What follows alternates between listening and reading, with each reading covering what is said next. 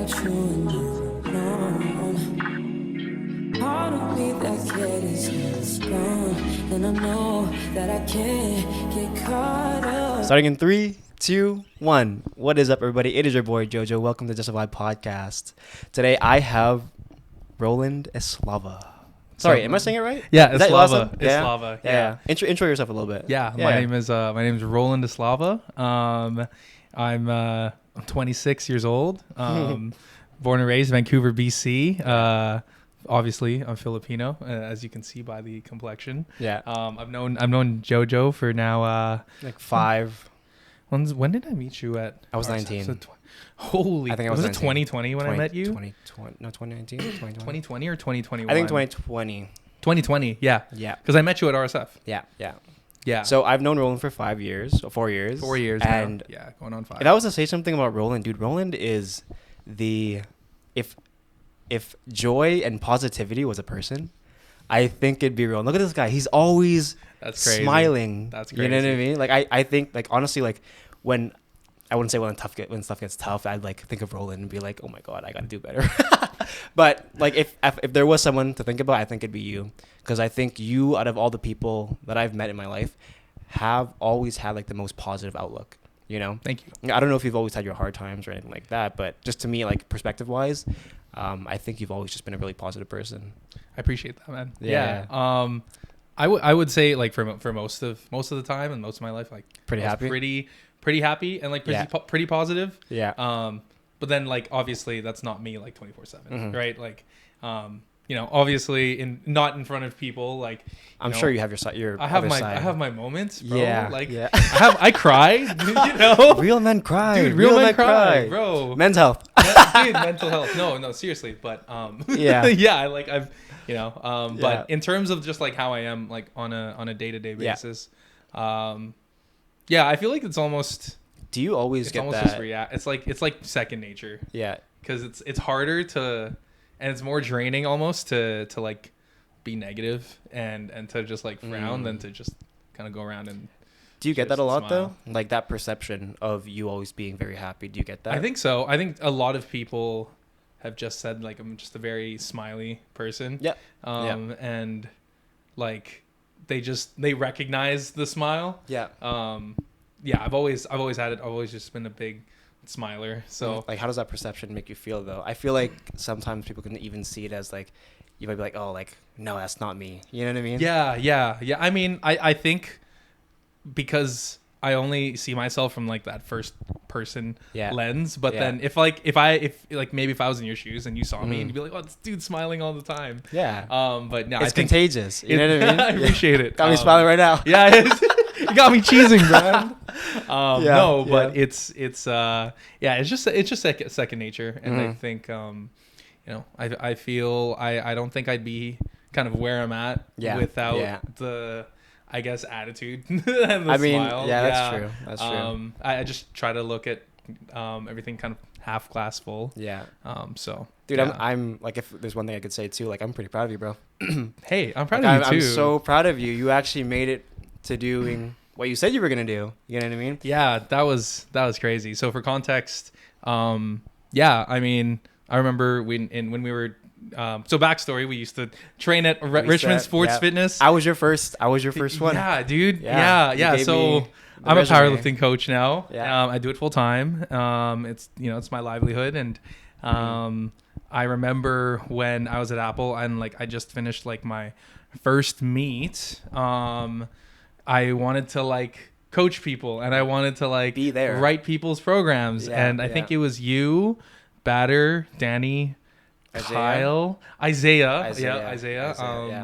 And like I wrote programs for you guys, and like when you guys got strong, I was like, oh, holy smokes, like it worked. Dude. It was a lot though. It was a lot. Dude, dude, he gave me some crazy stuff. I gave you too much. I was like looking back at like previous things that I wrote, and like the things that I've like made you do versus like what I do now. Like it's so.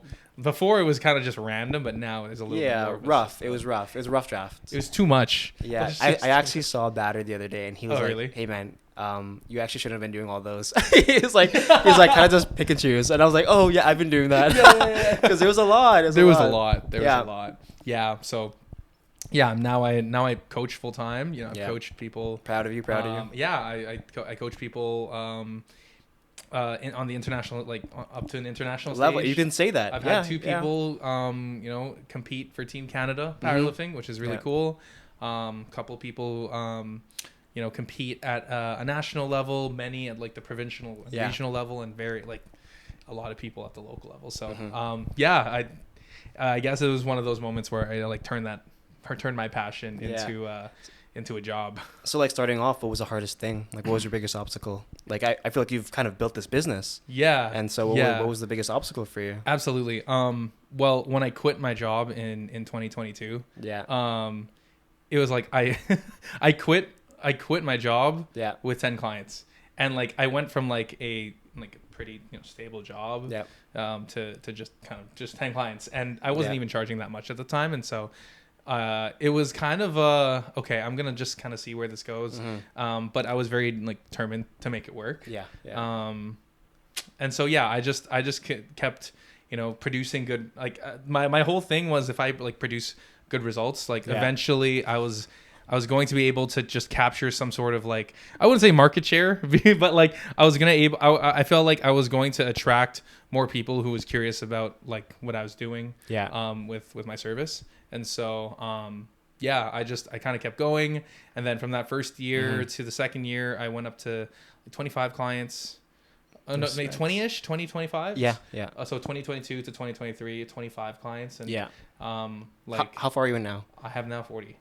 And you're now 40. And how many years? And this like full time, this would have been like, I hit 2 years in August. Yeah, dude, you're honestly, like, with your personality and your approach to everything, I think your clientele list is pretty limitless. Yeah, you know I mean, I hope so. Yeah. What's your cap though? My cap, in terms of cap, like, I think I can realistically see myself coaching probably about like 50 people. Yeah. Before I'm like, okay, like I'm spreading myself too thin, and I don't have enough time to kind of give the attention to other people.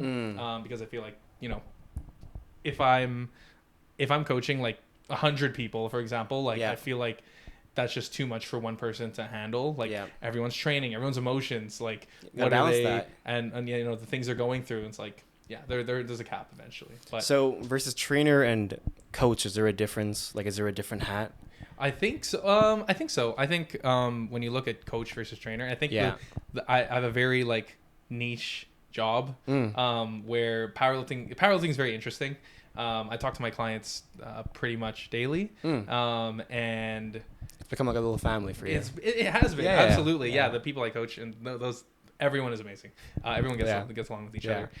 Sometimes you like, you know, it's kind of like locker room stuff. Yeah, like boys in the locker room. You kind of fun. I mean, I also coach some females too. Okay. So it's like everyone's pretty supportive, and everyone kind of gets the vision, and everyone has like a goal in powerlifting. But in terms of just like how I guess operate on an individual basis, like it's very personal. I would like to say so. And I get that though. Like if you go to 50, like you're really spreading yourself thin. Exactly. Yeah. Exactly. It's just like my emotional bandwidth. It's like, if I think about it too, like I'm talking to like, you know, anywhere between like 30 to 40 people like, a day. Yeah. Man, that's crazy. Cause exactly. I couldn't do that. Imagine. And it's like, okay, they're going to give 6 and I'm done. You know what I mean? Like someone like their parent died, I'm like, oh, I'm done. You know what I mean? And that's a lot. Exactly. Mental health wise. So how are you doing mental health wise? Yeah, I'm doing good. Good. Like, well, you asked me. How you feeling? Mental health, bro. Like, you know, mental health is obviously, it's an up and down. Yeah, absolutely. Yeah, I guess personally for me, like it is an up and down. Yeah. Right. But I did talk on another podcast, and I probably saw it on a clip on IG, and I said, and I'm gonna repeat it to you. It's like life is like you know that machine, the roller coaster? Yeah, roller coaster, cardiac machine. It goes up, it goes down, it goes up, it goes down. Yeah. And you need those ups and you need those downs to understand that you're living. Yeah. Right. So I think that you do need that. Yeah. Peaks and valleys. Yeah. So how is life for you? Are you up or are you down? I'd say right now it's up. Right now it's up. Are you at the peaks? I would say I'm at the peaks. Yeah. You know, I think in any like at any time you could like in any swit like time you could immediately be in like a valley, you know. Sometimes it takes like one little thing, but you know, I think knowing that there's always going to be a peak, and there's always going to be a valley. You need a valley like, to have a peak. Exactly, and I feel like you kind of come to a realization that like you kind of stay. For me, like I try to like not take the highs too high, and not take the lows too low. That way, I don't kind of go through these mental shocks. These mental shocks of like, oh shoot, like everything's great. Yeah. You ever get when like something's great and then it's like, oh, everything's going too great. Like when is something bad gonna happen? Yeah. I mean, I'll have my really good clients and then I'll have my really bad clients. Do you get bad clients as an RMT? I do get bad clients as RMT. Tell me an experience. Okay, so well, it's not really experience, but it's like an ongoing pattern. It's like either my in terms of like treating style, my treating style does not match theirs. Yeah. Like they'll come in for a quote unquote massage. Like just a massage style. A massage. Everyone has styles in massages. Yes. I didn't know that. I like thought a everyone just massage style, but also just a relaxation. I see. Versus where an RMT, I feel like is more of we're here to help you. Yeah. You know, massage is part of what we do, but it's not the whole pie. Right. Right. But a lot of clients come in, they're like, oh, I just want a massage. And I think that narrative of having like the over glorified masseuse is like very like overplayed. Interesting. So like I guess for my practice, I definitely try to do a bit more than just that. Like we'll do exercise, we'll do that little intake 15 minutes to get that assessments and a little bit of questionnaire of like what's really happening, what are you doing, like what are we coming in for, and then we'll get some treatment time in. But really focus on like what's hurting instead of like, hey, let's just get that general massage, you know, because that's not really going to help you in the long run. What's probably going to help you in the long run is me actually doing the assessments, which is actually a lot of work. People don't understand that doing assessments is a lot of work. Yep. And then doing the assessment and then getting to the treatment and being very specific with it. Right. Yeah. Right.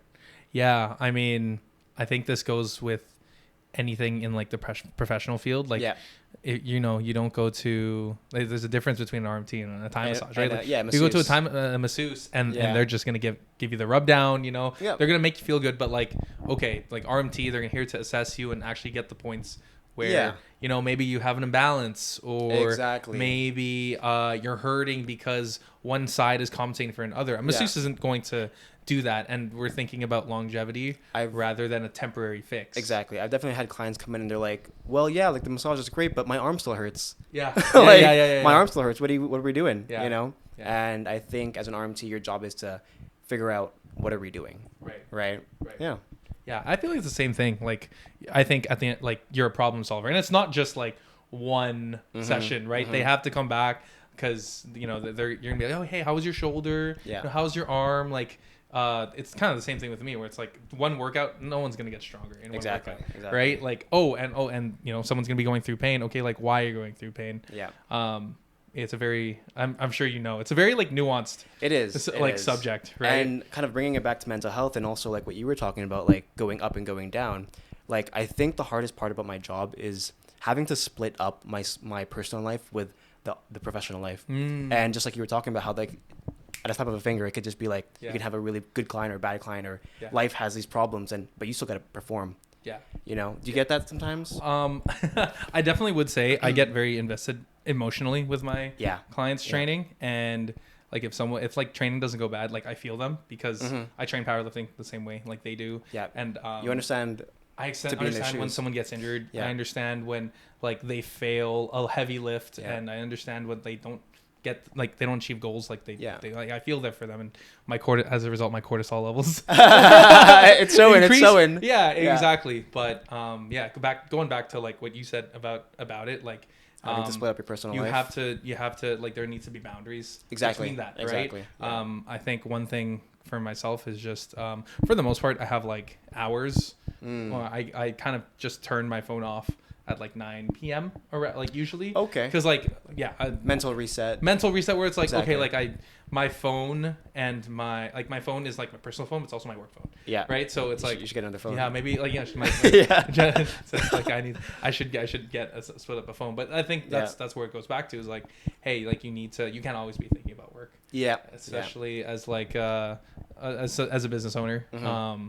You know, I think any kind of business owner it's definitely very draining. Like at least a time to disconnect. Yeah. I mean, like, this is your passion, right? It is my passion. Yeah. So like, I think even if it is your passion, everyone gets burned out. You know. But I think I said on another podcast. I keep referring to another podcast. It's always the same thing. It's always like revolving, and I probably shot these in like such a short frame, but where was I going with this? Oh yeah, that person said, blank in here. We'll cut that out. See, like that, just like that. It's fine. What were we talking about? Yeah, mental health. But yeah, what have you been doing to kind of split up professional and personal life? I've been gaming. What are you playing? I've been playing Valorant. Valorant. Okay. I've been playing Valorant. Okay, so, dude, I've been playing League of Legends. Yeah, I could TFT. See, the thing is, I could never get into League of Legends or TFT because I never Really? tried it, but I just don't think it's that fun. I don't know. I've been more of like a FPS kind of person. Yeah. I take that. Like you're like a COD player. Yeah, like yeah. CS:GO. That's not CS:GO. But Really? Oh, yeah. I never okay. got into that. Damn, that's a surprise. Valorant was my very first person shooter on PC. Really? Yeah. Okay, so like COVID time, like 2020 COVID time. lockdown, because that's when Valorant was popped off. Dude, I broke up with my girlfriend at that time, my ex-girlfriend, and then I just went straight to gym and gaming. Gym and gaming. I Yeah. never thought about anything else again. Yeah. Yeah. Yeah.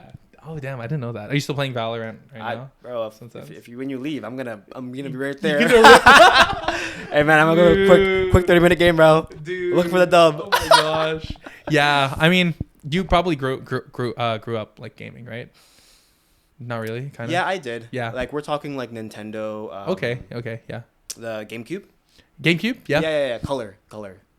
Oh, Is that the different one? Game Boy Color. Yeah, Game Boy Color. The small- yeah. Game Boy Yeah. Color. And then like it was Pokemon Fire Red or Classic or Leaf Green. Leaf Green. Yeah. Yeah. So I had Leaf Classic Green. My games. brother had Fire Red. Yeah, So that's good. I think our dad bought it when we were younger, and he just gave it to us, and then we're just like all summer. Huge, like honestly, summer. like that game is like the Pokemon, like the early Pokemon games. I Yeah. think even now, but like early Pokemon games hit different. Yeah, Oh, so it's good. nostalgic, you know. Yeah. But I feel like everyone kind of grows out of that. Yeah. Or they like kind of come back to it in like a different way. Yeah. Like Pokemon, Go. like Pokemon Go. Yeah. You know, like card game, like Pokemon, the trading cards. Yep, People trading just cards. collect them and like, and they Dude, like you can some sell them, flip them. Yeah. Yeah. Dude, I never knew how much the card game was. Yeah. There's some cards that go are for like worth- hundreds. Yeah. Thousands even? I don't know. Thousands. Charizards. I know Charizards are But if you wanna bring it crazy. to- if you want to bring just like cards in general, like Yeah. hockey cards, sport cards, anything like that. Oh, okay, yeah. I didn't even know that there was such a big market for that. Yeah. You know, and they're like they go crazy. Yeah, like old sports cards and Yeah, yeah. I knew that. So I guess like Pokemon would kind of follow suit. Kind of, yeah. Yeah. In that like audience, that Yeah. target audience. Yeah. But yeah, in terms of like laying off and chilling out, yeah, I mean, yeah, League of Legends, I've been playing a lot of that. I've been playing a lot of Mario Kart. I was playing some Mario Kart for a bit. Yeah. You know, I was actually very Mario big Party. into on Wii though. On Wii, yeah. Yeah. What are you playing it on? A Switch. On the Switch? Yeah, I have a Switch. Yeah, So I got gifted a Switch from my girlfriend. Nice. She's like in the background nodding. Yeah, I got that for you. Yeah, she got that for me during COVID actually. And Okay. the way she got it was like she was in like some Discords because at the time Yeah. that's when like Animal Crossing was big and people were like buying games because Yeah. like they were stuck inside, right? So like Yeah. everyone was getting a Switch Yeah. and so she like got me a Switch Yeah. off the like one of those Discord channels and like because they were like instantly selling out. So yeah, but I've been like I hadn't used it for a long time. Yeah. And I found myself only like recently like starting to use it because I'm like, oh, like this actually gives me time to like reset. Like I'm not like on social media. I'm not on Reels. I'm not doom scrolling. It's an escape. It's an escape. It is. 'Cause And that social media game, dude, is crazy. Like I scroll, I brain rot. of course, Hours. Of course. You know. of course. Liana, my girlfriend always sees me and she's like, "Why are you giggling?" I just laugh at my own like memes I keep sending to people. I'm like, like the chill guy meme. yeah. Oh my god. When your girlfriend's really mad at you because you didn't do the dishes, but you're just such a chill guy. Yeah. Dude. Do you know where that's? You know where like Where's it why from? it's from? So it's I don't know if it was just like planned or something, but it's like an actual like digital coin. Like, you know, like Dogecoin Oh. and like Yo. Shiba Inu coin. So Yeah. it's like an actual coin and it went up because I don't know, like it became a meme. Dude, I didn't know that. It's Really? crazy. That's crazy. Yeah. So the person who's like probably started that is making a coin now. Dude, it was up like 5,000% or something. Like What? that. Yeah, That's crazy. Imagine. It's just one of those like pump and dumps. Yeah. I don't know. I don't know too much about crypto, but Yeah. pump Like, and dumps. Dogecoin was a pump and dump, I think. Yeah. Like, they were like that kind of. Yeah. Damn. Yeah. Yeah. Are you into the stock game? No, but my girlfriend is very much Okay. so. Yeah. Okay. Did she put Yeah. you on? Um, Kind of like keep it safe. kind of couch like she potato? talks about it. She talks about it for Yeah. sure. You ever heard She of gives me the down low of what's going on. Yeah. But yeah, for the most part, like she's the one Yeah. that is like well versed in it. Yeah. Do you know about the couch potato method? What's the couch You heard of potato that? method? It's kind of just like a very like safe method. Oh, like you just invest in the safer stocks. Yeah. I still like have like Vanguard or like. Oh like yeah, MGT she was and talking about stuff that. like Yeah. Yeah. Yeah, like Tesla and Yeah, Apple. like index funds where you get dividends and stuff, and you're just Yep. kind of like just pouring money into that, so you start making a bit more. Yeah. In terms of dividends. Yeah. I still have a bunch of Apple stocks. I that have. hasn't touched. I have. Dude, it actually went up. If Yeah, you got I know. If you got it initially, it went up.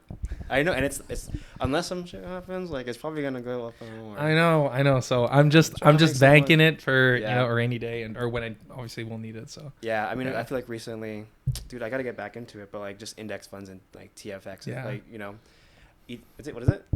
There's index funds, right? Yeah. it's gonna turn into a trading. Yeah, we trading. gotta bring her a on, trading dude. We don't know cast. anything. Yeah, she knows her stuff. She knows. her stuff. I kind of looked into it in COVID also. Just I'm like, okay, dude, I gotta do something with my money. Yeah. Like it's kind of just sitting there. Yeah, you don't want it. You want it to like you want your You want it to work money for to you. work for you. Yeah, quote unquote, exactly. as cringy as it sounds, But it's true. But it's true. It is It's true. It is true, right? And you're Yeah. setting yourself up for success, essentially. Yeah, I mean, especially if you want to live in Vancouver. So Yeah. Is this the only job that you're gonna look to do?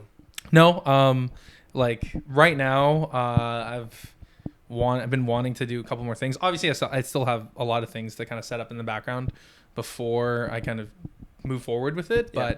But I'd want to personal train more in person, or I'd want to do that. I don't know if you see the clothing. I want to eventually like release more clothing. I think brand awareness is going to be good.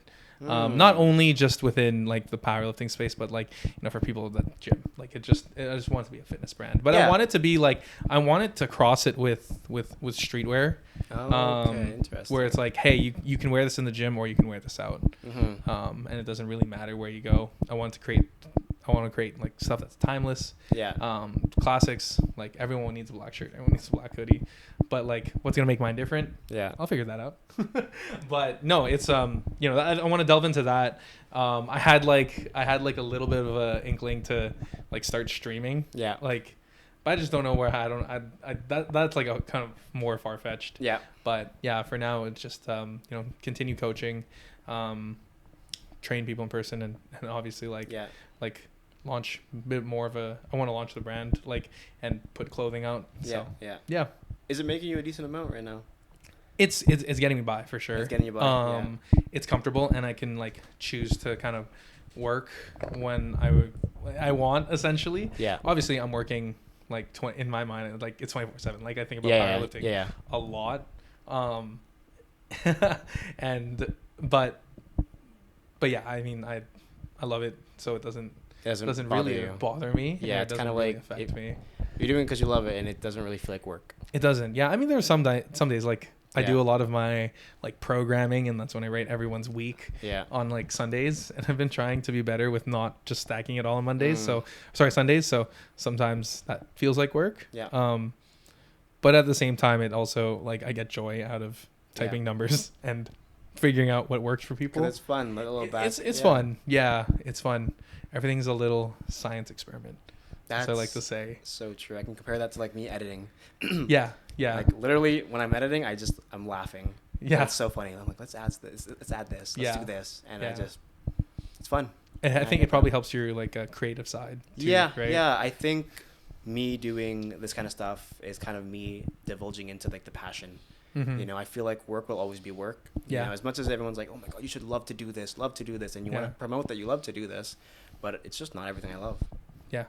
I think having meaningful conversations, talking to people that I love, tends to be more on the passion side. Right. Yeah. Right. Do you want to? I mean, I think you'll still be RMT. I think you still love. I think I will. RMT, yeah. but I mean, I guess part of the reason I got into RMT was because of the fact that I didn't like electrical anymore. You know what I mean? I didn't want to work. I didn't work in the cold and warm. When I met you, you were an electrician. Yeah, I know. Wow. I know. Bro. I know. That's crazy. I know a lot of people that came from the trades though. Yep. Yeah. My barber used to be a plumber. Yeah. Yeah. Now he owns a barber shop. Oh really? Yeah. Who's it? Kyle Lingden. Shout out the way. Shout outs the way. Yeah. Shout outs the way. Yeah. I've actually never got a couple of them. They're too expensive. Who's your barber? Joma. Who's that? So he used to cut in front of Metrotown. Okay. And then he doesn't really cut anymore, but he cuts friends. Oh, so you go to him. Yeah, I just go to him. Oh, that fade's kind of crispy. You got that today. That's today. It's yesterday. Yesterday? It was yesterday. That's crazy. Yes, Yo, do a little fade. Oh, I see you. Oh, he got the mully in the back. Oh. Yeah, shout out Batter. Shut up. Yeah. Dude. You know? Oh my god. I miss him. Hey man. Yeah, Batter, 2 years ago. Batter, I miss you. Yeah, I miss you too, Yeah, Batter. I I saw him. Yeah. He goes to, I don't think he goes to RSF anymore. Really? Yeah, Oh, I don't okay. think so, but I think he's still at your power place. Where you lift. No, he's not there. Really? No, yeah, I don't think he's at ours. I mean, I don't know. Maybe. I don't see him anymore. Yeah. Yeah. Well, yeah, he was on the pod. That's the kind of thing, though. I guess friends kind of like passing out. Yeah. Well, Yeah. I still see. I think it's just, life. Life. You know, like I don't see you as much. Like I this know. is very I know. rare. This is actually a rare This is a rare occurrence. case, like a rare Pokemon. Yeah. You gotta catch him while he's hot. Yeah. But I think it's funny because Yeah. you can. I think there's gonna be relationships in your life where you won't see each other for a while. You won't talk to each other for a while, and then when you see each other, it's like you're just chalking up like it's nothing. Yeah, You and know? that's the kind of friendships you want, dude. Like people that are there for a whole, like, for a lifetime. Yeah. You know, I don't know if you saw that podcast I was talking about, like Did the some reason, people for a season? a reason, a season, or a lifetime, and you're a lifetime, buddy. I appreciate that. Yeah, You too, man. It's just one of the, like, I think Jericho too. Jericho's one of those friends that, Yeah. like, I messaged him the other day. I'm like, hey, bro, like, I miss you. He's like, hey, man, I miss you too, bro. And I was like, I just want to let you know that you're one of the friends that when I do see you, it feels like nothing, you know? And he's like, yeah, I feel the exact same way. You know, like, he's like, I feel like you've always stayed so natural and always been the same person that when we do meet, it's like no time has passed. Yeah. You know? And I feel like those are the kind of friends you really want to cherish, Yeah. you know? Yeah. You would definitely want those people, and you want to keep them for sure. Yeah, yeah, and it's like communication, I guess, prioritizing, you know. But everyone does get busy, right? It's part of life. Yeah. Do you have any of those friends? I can name a good 100. amount.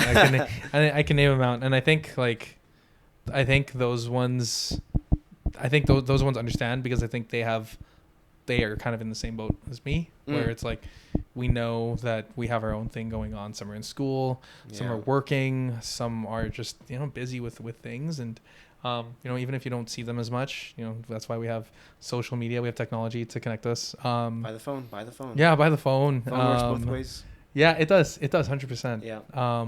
But yeah, whenever we chalk it up, like it's like we're picking up where we left off. Yeah, like back in high school. Exactly, and it's just catch up. Yeah. And, I mean, not like you guys are just talking about high school. Yeah.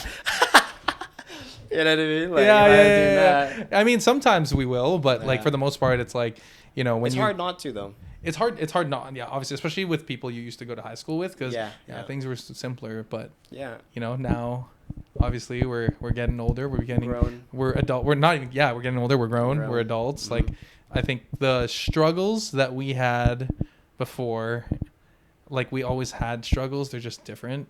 Mm-hmm. And yeah, that's and we're here now. Yeah. And, I mean, there's nothing wrong with that, honestly. Yeah. But I think that's also one of the saddest things, that when like life does get in the way, not being able to see the people that you love. Yeah. Right. But I guess communication, make time, just be able to prioritize, and just know when it's time. And that's how I was able to spend time with you today. And that's how we're gonna end the podcast. Right. My boy, this was Josiah. This is Roland. Thank you for listening. Leave a like, subscribe, comment. Please leave a subscribe, please. In the Dropbox. Yeah. And that was just a vibe. Peace. We could have been, and we try to pretend every now and again. We don't dream about, don't think about what we could have been.